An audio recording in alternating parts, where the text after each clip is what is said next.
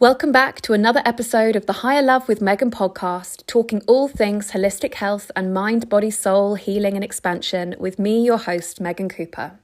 In this episode, I am joined by Hannah Fox. Hannah is a yoga teacher and self-love coach, guiding humans on their journey home to themselves. Hannah's mission is to share the healing magic of self-love with the world, a transformational practice rooted in yoga, grown from her own journey with healing her mental health and her relationship with her body. I was inspired to speak with Hannah because she so authentically speaks around her experience with mental health.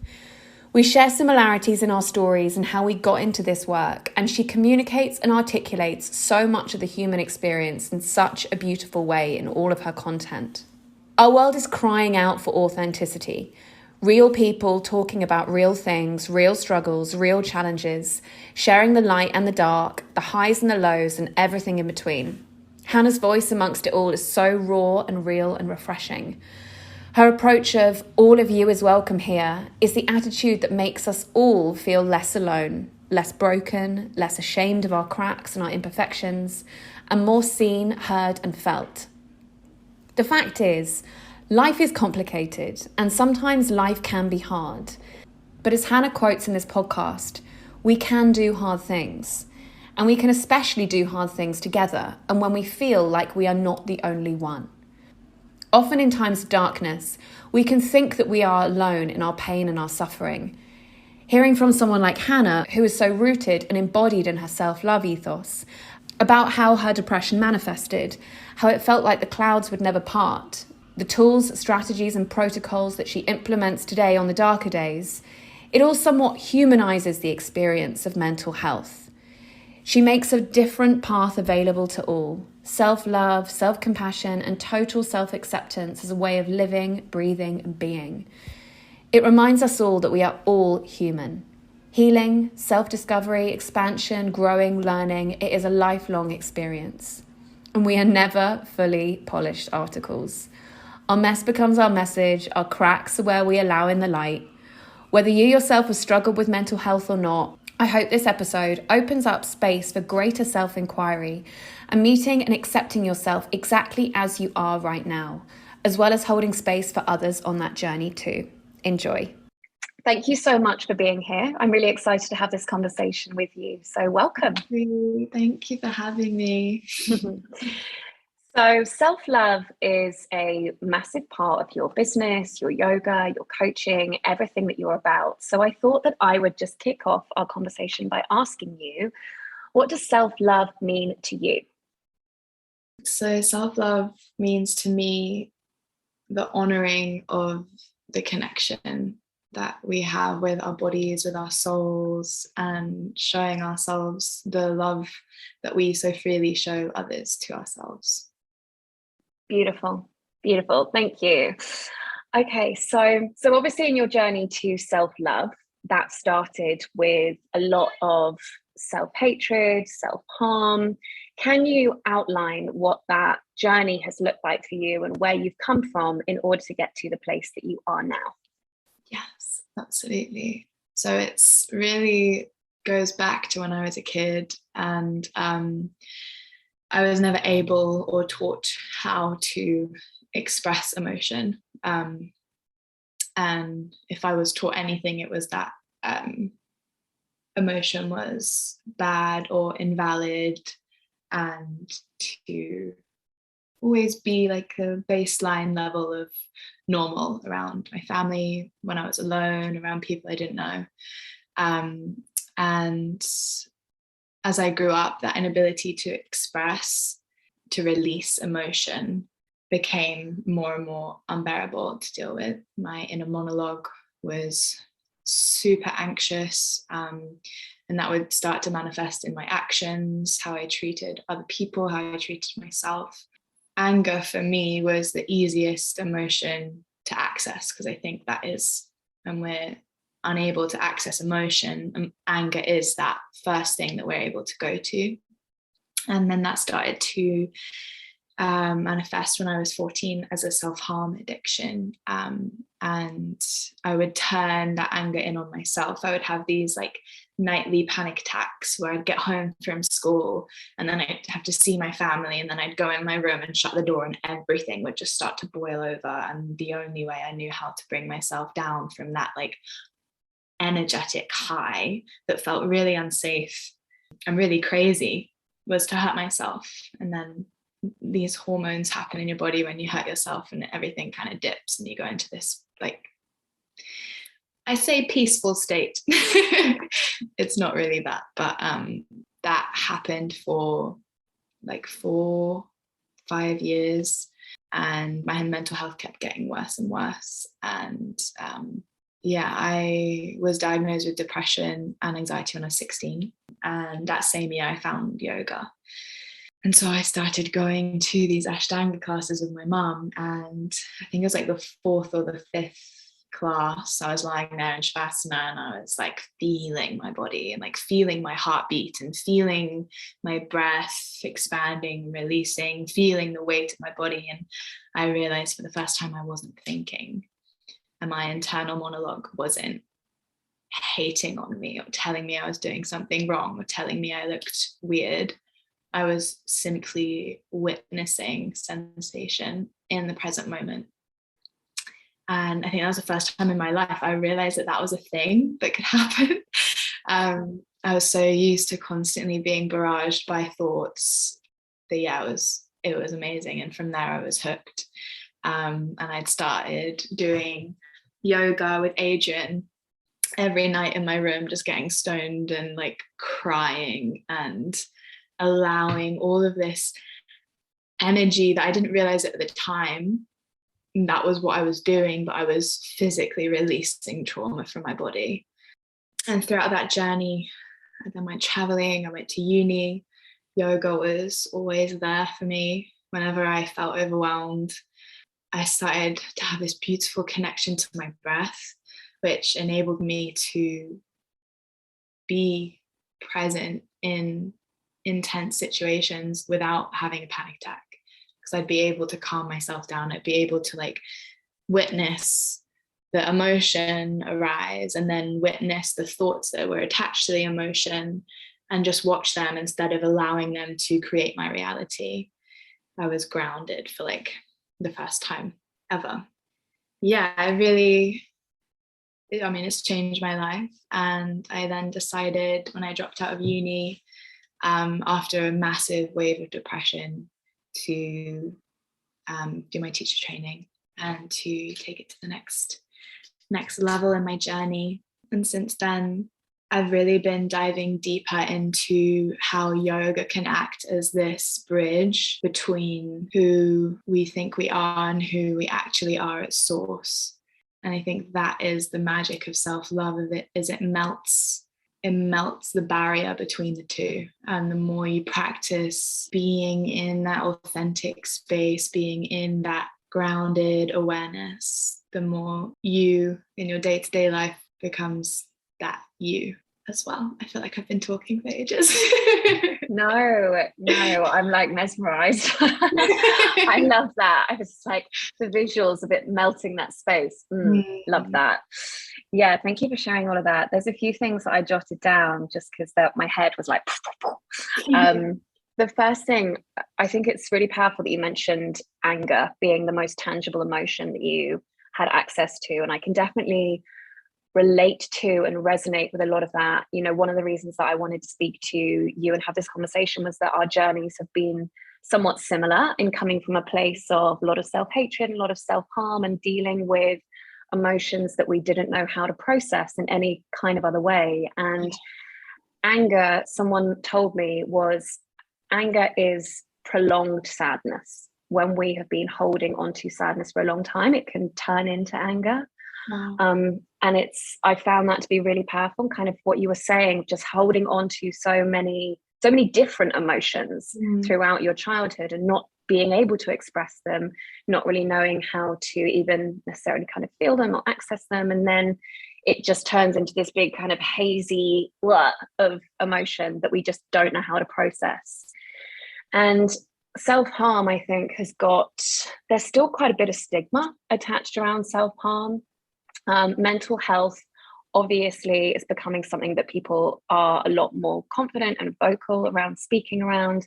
Yeah. Self-harm, I think people find it difficult and gritty and challenging and stuff. And definitely for me, I know that there's been a lot of kind of overcoming that stigma and a lot of the shame attached to it and the self-judgment and stuff. Yeah, for sure.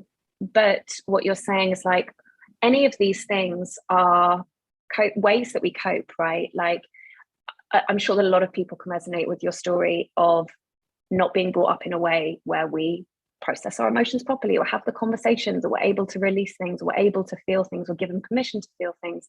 And that comes out in all sorts of ways. Lots of drinking, lots of smoking, lots of like issues around food or binge watching TV. You know, all of us all the time are like numbing out or looking for something external. You know, it's all happening, right? Yeah. And I love as well that you were talking about yoga essentially as like a process for you, like discovering yoga and, you know, being a teenager getting stoned in your room and then and kind of very slowly bringing yoga into your life. And it's kind of like it chips away, I think. You know, I discovered yoga when I was 22, 23, and I was in a place in my life where I was like drinking a lot. I was out all the time and I would still turn up consistently to yoga, but I would turn up like hungover and all of these things. But like it slowly chips away so that yoga it kind of like creeps up on you. Yoga just becomes part of your lifestyle, even when you start yoga just by like a couple of classes a week or whatever. It just, once you get that, what you said of like that melting the space of kind of who you have been and who you are at your core, it kind of yoga carries you for sure. Okay, so your experience of anxiety and depression, I'd just love to speak a little bit further with you around that within the context of normalizing anybody's experience. Can you tell me a little bit about your experience with depression? How does it look like for you? What has helped you? Obviously, we talked about yoga, we can talk about it more. But if you could just go a little bit further into that. Absolutely, yeah. I think my depression is something that I try and be really authentic about on my Instagram platform and in my teaching, because it is something that completely ruled my life for like a good time, you know, a good portion of my life. And I think it still carries this like a lot of stigma, and the fact that there can be different forms of depression and it can manifest in different ways. I think if anyone has depression, being able to talk about it is such a powerful thing because someone will relate to what you're going through. So for me, it felt like a very dark cloud, or like, say like you're living your life in a rainbow, which is normal life. Depression is like all the colors like blur together and make this like gross gray. And depression has this, for me anyway, had this amazing ability to convince me that nothing was ever going to change, and that I would constantly be stuck in this state of self-hatred. I'd constantly want to tap out. I'd want to hurt, like kill myself. It fully convinced me that I like wouldn't leave this earth of natural causes. It was going to be my own doing. And it manifested, I slept a lot. I pretty much didn't go to school for the last 2 years for the 2 years of sixth form. I went from being like an A grade student in year 9, year 8 to like getting D's and C's and E's in all my subjects. I don't really remember too much of how bad it was at that point, because I you know how your brain has that ability to just tap out of those memories.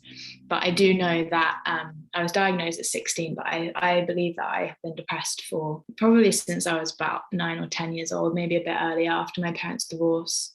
And it feels like that numbing, it feels like that blurring, it feels like not being comfortable to show up as your full self and not even knowing who that is, because you're so separate from that, because you're so like in this void of nothingness where everything feels heavy, everything feels tiring.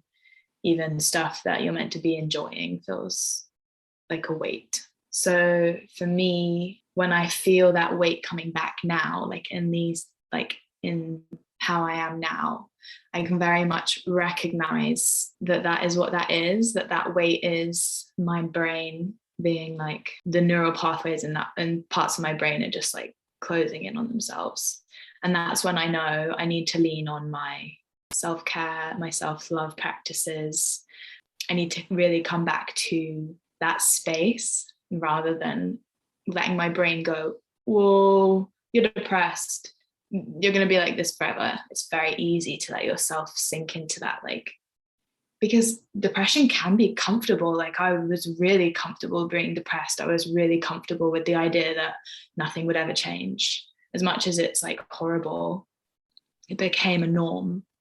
So I can definitely recognize now when my self-sabotageness tries to convince me that you're back there. And if and when that comes back around for you now, yeah, how do you deal with it differently now as you might have done before? So I literally, this was actually in one of my classes I taught last night, because I was having like a dark day. And I talked about how instead of being afraid of the darkness, allowing yourself to let it move you, to let it move through your voice, your movement, to shake it off, to make any sound, to hit the ground with your hands, to primal scream, to really let that energy channel out through your being, because that is what we have this amazing capability to do as humans, is to channel energy, to feel it, to let it flow, and to let it go. And that is all that energy is emotion. Emotion is energy in movement. I think emotion has a lifespan of something like 40 seconds. And when we can allow ourselves to feel the emotion and let it go, we don't have this buildup of stuff we're not dealing with. And that is when, for me anyway, depression comes around. So when I'm not truly letting myself feel. Wow, that's really powerful. That's really powerful for anyone to hear, regardless of whether they suffer from anxiety or depression. Just the idea that, you know, we are human, we have emotions, we have ups and downs, and just allowing ourselves to ride out the waves, and recognizing as well that, like, being human is hard as well, right? This is just something that I've really kind of come to terms with recently, of kind of when I'm going through big periods of like just feeling down, just being okay with it, you know, like, just instead of rejecting it and stepping into that place of like toxic positivity. And, you know, as somebody, and, you know, someone like yourself or someone like me who, like, in inverted commas, knows all the steps or knows all the tools, it's very easy to step into the like, well, I've got all the things in place, I should feel great, and therefore start to reject what we're actually experiencing. But when we're approaching it from a place of total acceptance, total self-love, total compassion, and just a recognition that, oh, being human's hard, and right now it's hard. And recognizing that kind of adds to the rich tapestry of being human as well. You know, we can't fully experience the ups without the downs, and the downs without the ups. So just embracing the whole thing. I mean, is that something that you align with too? Yeah, for sure. It reminds me of, I don't know if you've read Untamed by Glennon Doyle. Yeah, but that bit in it where she's getting sober and she's like, why is life so hard? And a woman she's talking to says, because life is hard, but we can do hard things. And it's so true, because I don't know, I think we're brought up on this like understanding that you're meant to be happy all the time, and like humans are hardwired for happiness, and if you're not happy then something's wrong with you. And happy is like 1 out of 5 like overarching emotions. Like, there we have such a spectrum as humans, and to only go, okay, I want to be happy, you're missing out on so many sensations, so many experiences that we are gifted to experience. And when you can begin to recognize that feeling of pain or that feeling of sorrow, there is bliss in that. The ability to feel deeply is powerful. Yeah, absolutely. And I feel like that's kind of it's a bit of a pitfall that a lot of people stumble into when they're on an inverted commas a spiritual path or a yogic path or anything, that we feel that when we do all these practices, it's to make us happier. And I mean, yes, by all means, the more yoga I practice, the happier I get. There generally is correlation.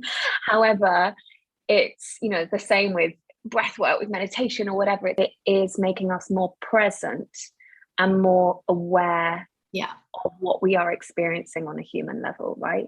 It's happiness is not the goal. The goal is to be a witness, to simply just watch and experience rather than allow the emotion to control you. Yeah, I love that. And I think, you know, for those of us with spiritual beliefs, it's very easy to be like, why would we want to come, you know, down here? Like, my soul exists in a place of bliss. So like, why would I come and want to deal with all this shit type thing? But that's the magic, right? Like being within this human dimension, being within our bodies, being in a body, being a human, we get to access all of these different emotions. We get to feel, we get to engage in relationships and different dynamics within the world. And that does create different experiences and different emotions and stuff. So everything that you're saying is like just welcoming all of that in and just seeing it as part of the magic. Yeah, what you were saying about bliss, I heard a few months ago that's really been resonating with me is like, bliss is not joy, it's not happiness. It is a deep experience of your sensory awareness. That is all it is. It is the ability to like deeply feel your sensation. I love that. So what do you feel like you have had to unlearn or unprogram in your self-love journey? So much. Everything. Literally everything. Wow, that's a big question. Yeah, I think probably the overarching theme of it all is that I am worthy of existing. I'm worthy of taking up space. I'm worthy of breathing. I'm not a burden. All of these limiting beliefs that depression, anxiety, or just the society that we've been exposed to can have on your brain, on your beliefs. I definitely used to walk through life thinking that I was making everyone else's life harder, especially in the depths of my self-harm journey. I didn't want to hurt the people around me. I only wanted to hurt myself, which is why I was doing that. But obviously it has a ripple effect, and obviously people care about you. And I think having to meet myself in those moments of darkness in my yoga practice, in my embodiment practice, you really start to understand that you are allowed to feel, you are allowed to take up this space. You have been gifted this body. It's not like a mistake that you're here. There's so much power in just allowing yourself to take up that space. And it's something that I really encourage my clients, my students to tap into when they're in practice, when they're in ritual, to take up space, to make sound, to trust that you're not interfering with anyone else, you're not a burden on anyone else, you're not doing anything wrong. However you want to move, however you want to be is right. I'm sure that so many people can relate to that, just in the way that we spend so much time apologizing for taking up space, like in small, nuanced ways. Like if you cry in front of people, what's the first thing you say? Or you say, I'm so sorry, you know, or you find yourself doing it in the street. If you're trying to get past somebody, you know, I'm always just like, oh, sorry. It's like, oh, what? Sorry that you are also here. You know, it's something that I always try to do with my clients as well, like just stopping apologizing. You know, if you haven't replied to a text message for a couple of days because you've been busy, instead of getting back and saying, oh, sorry for the delay, it's like, well, that's just life. We're always apologizing for things all the time, and not apologizing for what we're experiencing or what we're putting out into the world, or just being ourselves. I think that's so powerful. So I love that, this deconditioning of the idea that it's not okay to be here or not okay to be ourselves all of the time. It's actually one of the first things when I came to the first time I came to your class, I didn't know whether to come or not. And I messaged you because I'd just broken up with somebody and I was just like a massive state. I was like weeping on my way to the class thinking like, God, I don't know if I should come because I'm just going to be like disgusting and snotty and I'll probably cry and disturb the person next to me. And you were just like, all of you is welcome in the space. And I think that that is such a beautiful lesson with yoga. Like, whatever happens, your mat is your sacred space and it will receive you in whatever capacity you arrive in. And just for life in general, like, we don't have to apologize for taking up space. Okay, so something that I wanted to speak to you about as well was, certainly within my experience, I have found that we can often approach these self-love or self-exploration practices like yoga, like meditation, with our conditioned not good enough stories. So many people say to me, and I'm sure say to you as well as a yoga teacher, oh, I'm not flexible enough to do yoga, or I'm really bad at meditation, or something like that. And I found myself slipping into those stories as well. Like when I turned up for my advanced 300-hour yoga teacher training, there were people doing all these like crazy arm balances and crazy inversions that I couldn't do. And I was like, oh, maybe I'm not a good enough teacher type thing. And when I thought that, I was like, oh my God, I've actually slipped into bringing my not good enough stories to these spiritual practices, which are there as self-awareness tools, right? Like, as soon as we start judging ourselves, the practice is gone. Like, it doesn't matter what your yoga looks like or what your meditation practice is like. What would you say to someone thinking about starting yoga or meditation and really wanting to enhance their practice of self-love? Something I always say is that it is a practice, and practice takes time and it takes dedication. And I think 100% when I first came to yoga, I was not thinking about, like, I was constantly thinking about how other people thought I looked, or like if I was doing that thing right. Am I doing this thing wrong? Like, looking around everywhere, lying down in shavasana, like, what does my belly look like? I don't think we can come to these practices if we're coming from a place of anxiety, if we're coming from a place of lacking of self-worth. I don't think we can come and expect ourselves to be fully grounded in it. And I think that is part of the journey. It's part of the practice, is growing that awareness and being kind to yourself when those judgmental thoughts arise, when those self-doubting thoughts arise, or even just when you notice your thoughts have taken you somewhere else and you're not in the room anymore, you're not in your breath. Come back with love, come back with kindness and compassion, and remind yourself that this is a practice, this is a journey, I'm exactly where I need to be.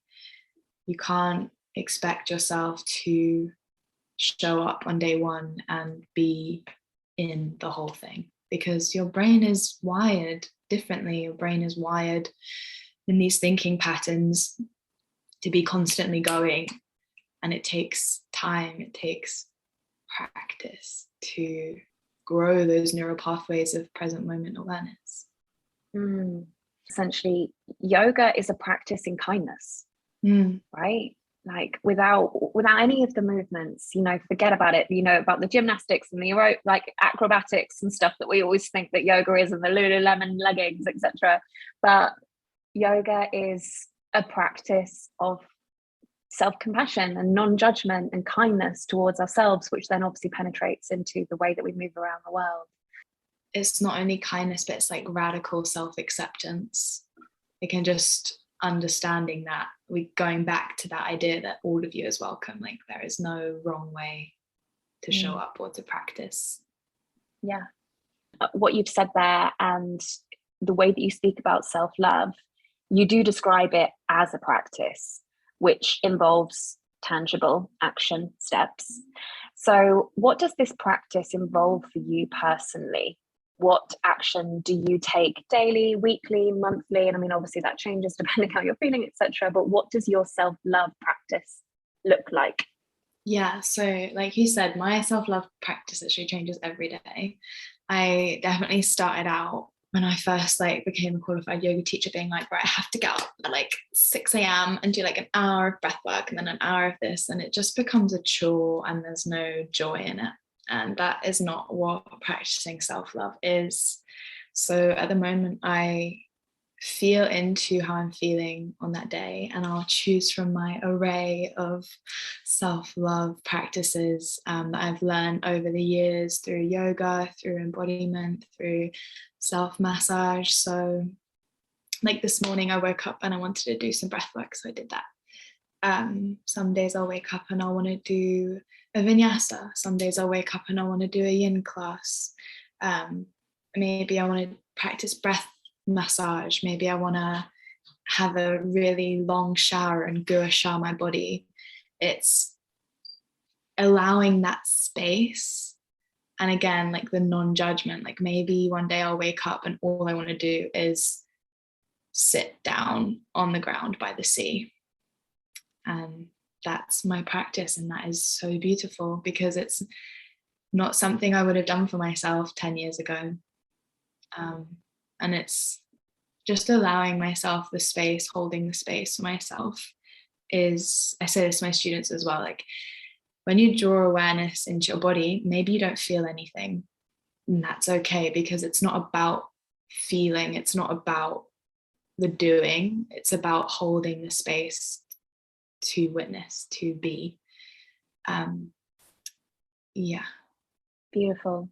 If somebody listening is really just at the start of this journey of self-love, what would you recommend? Like how to get started? Because obviously when you are in a place of kind of self-hatred and you've been living like that for a long time, it can feel overwhelming. And what you've said at the beginning of this podcast was like, you feel like it's just not going to be available to you to feel any different. So what would you say are like the best ways to get started, I guess, on this journey?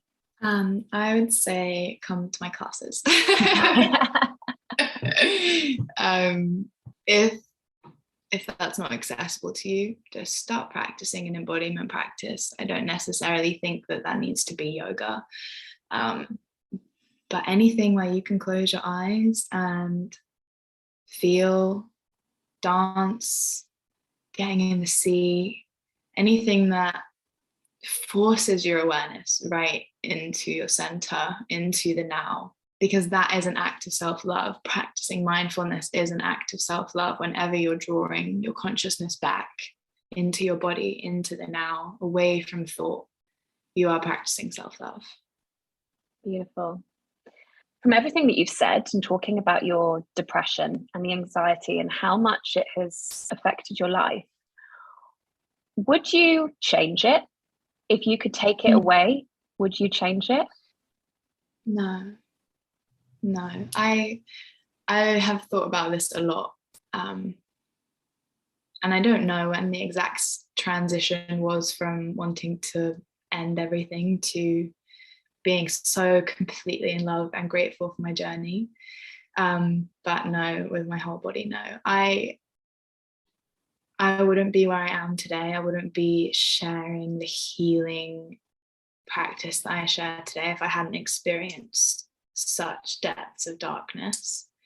And sometimes I remember that.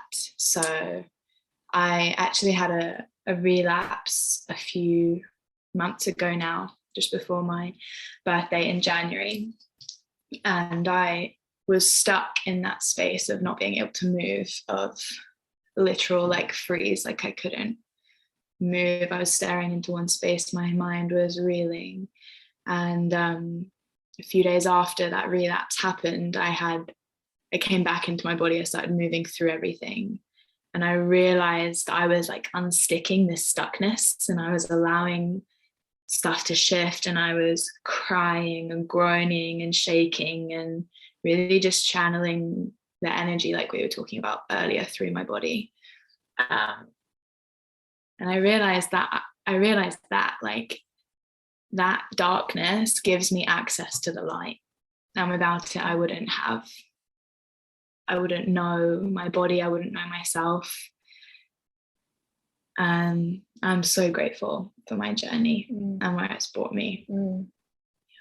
I think that's so powerful. And I feel exactly the same, actually. Like everything that I went through as a teenager and self-harming and going through anxiety during my 20s as well, I wouldn't take it away either, because exactly what you've said, I wouldn't be where I am now. I wouldn't have gone to the depths. I wouldn't have experienced such darkness that then you want to seek so much light and what that journey looks like and the kind of ever giving facets of what that journey looks like. It wouldn't have come about. And I feel the same as well about my PCOS and all of the difficulty that I went through with that. The amount that I learned about my body, the amount that I learned about health, the amount that I stepped into my feminine essence, that wouldn't have happened if it wasn't for PCOS. So I think that that's such a powerful thing for people to hear, that like, it's true. It's like our mess becomes our message, right? It's kind of like what we're here on the planet to experience and share. So yeah, so I think that it's incredible that someone who has tasted so much despair and darkness and getting from a place of I'm never going to feel anything different, to then hearing you say I actually wouldn't change it. I think that that's amazing. We'll just finish up then with, what do you feel like the world needs more of and less of? More self-love. I genuinely believe that we are here at this time to bring that for the world, to show people the path inward, because for so long we've been disconnected and seeking the outside world and the masculine and doing and expanding. And I think the world just needs to melt. It just needs to soften. It needs to turn inward, to close its eyes, and to really come back to that place of peace. Because when we live in the external in our minds, when we're ungrounded from how we're actually feeling, that's when we start to distract. And I think, the world needs just less masculine energy. And I just want to communicate that when I say less masculine, I don't mean less men.